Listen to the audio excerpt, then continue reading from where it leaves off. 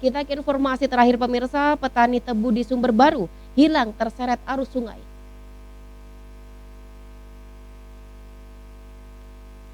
Proses pencarian Arifin, warga dusun Kerajaan Desa Robosari, Kecamatan Sumber Baru, yang tenggelam saat akan berangkat bekerja masih berlangsung hingga Sabtu petang. Arifin yang tenggelam dan terbawa arus sejak pukul 8 pagi tadi akan bekerja menebang tebu. Telah terhubung bersama kami reporter FTV Jember, Lutfi Kurahman. Halo, selamat sore Lutfi. Halo, selamat sore Ageng. Ya Lutfi, bagaimana kronologi atas kejadian petani tebu yang hingga kini hilang terseret arus sungai?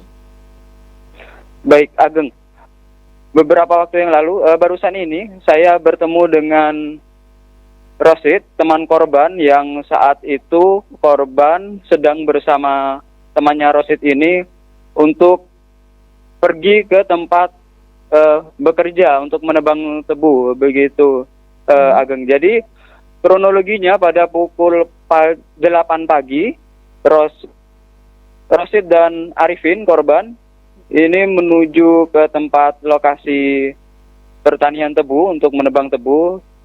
Namun akses menuju lokasi tersebut tidak bisa dilalui dengan berjalan kaki karena ada sungai yang cukup lebar, sekitar 5 meter lebarnya begitu.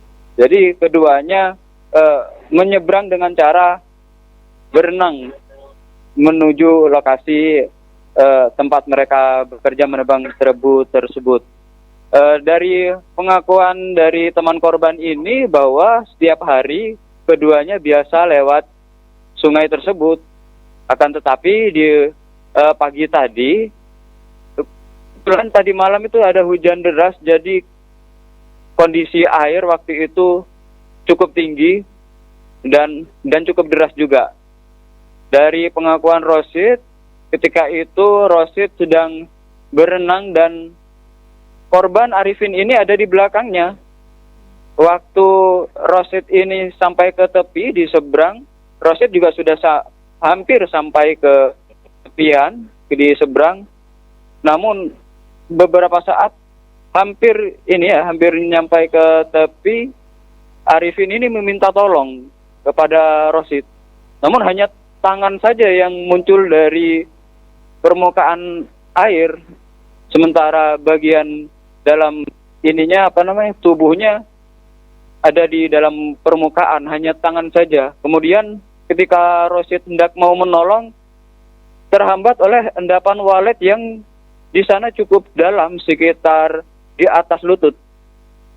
Dan alhasil Rosid gagal untuk menolong Arifin, karena Arifin sudah hilang dari permukaan air.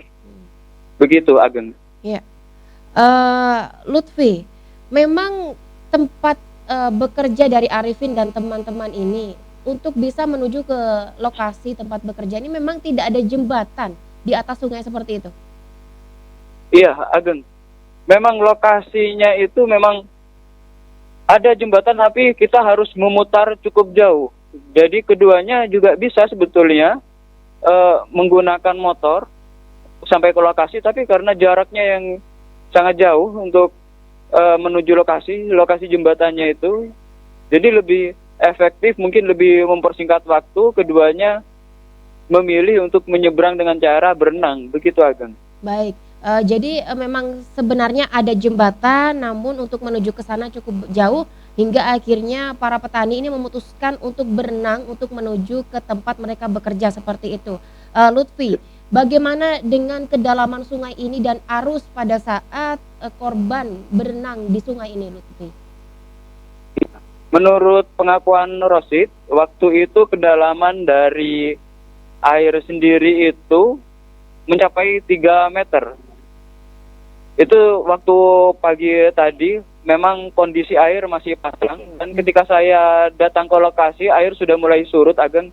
Itu sudah surutnya sekitar 1 meteran, jadi sudah tinggal 2 meteran ketinggian dari air tersebut. Dan waktu saya datang ke lokasi airnya memang cukup deras, apalagi tadi pagi waktu korban tenggelam dan hanyut yang sampai sekarang masih belum diketemukan itu menurut pengakuan Rosid memang sangat deras karena di malam harinya sebelumnya itu di lokasi tersebut dan di atas terjadi hujan yang cukup lama begitu sehingga volume air di sungai tersebut cukup tinggi begitu Ageng.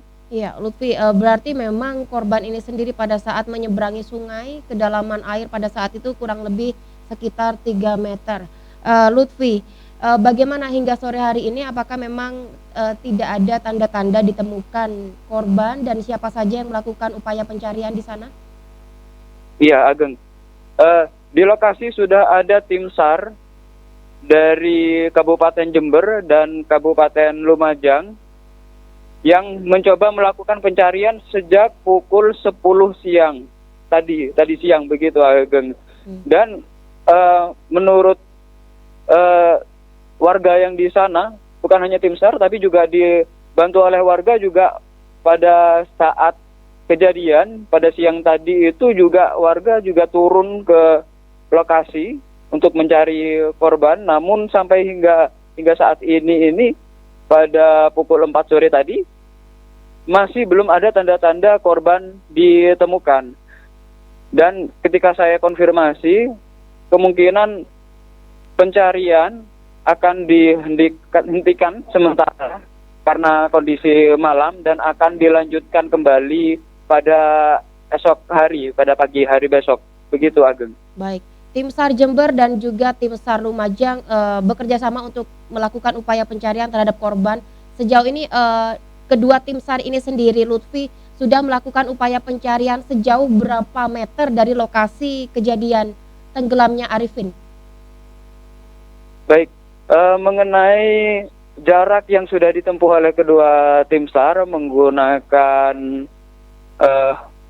perahu yang digunakan oleh tim SAR tersebut, saya masih mencari data tersebut hingga saat ini. Belum ada data yang masuk, entah mereka sudah berapa jauh menempuh pencarian tersebut. Akan tetapi menurut para warga, tim SAR tersebut itu sudah dari lokasi kejadian sampai ke hilir itu sudah dilakukan pencarian, sudah dilewati begitu menggunakan perahu dan itu sudah bolak-balik, bukan hanya dengan satu perahu saja, tapi ada lebih dari satu perahu yang diterjunkan dan juga warga juga waktu tadi siang juga ikut mencari di pinggir-pinggir sungai. Mereka memang tidak turun karena memang endapan walet di situ memang sangat dalam, jadi membahayakan. Jadi untuk data berapa meter, berapa kilometer yang sudah ditempuh oleh tim SAR, kami masih mencari data tersebut, Ageng. Ya, semoga upaya pencarian terhadap korban Arifin ini segera menemukan titik terang, sehingga pihak keluarga juga segera mendapati Arifin untuk kembali pulang ke rumah dalam keadaan sehat seperti itu. Baik, terima kasih atas waktunya reporter FTV Jember Lutfi Kurrohman, selamat bertugas kembali.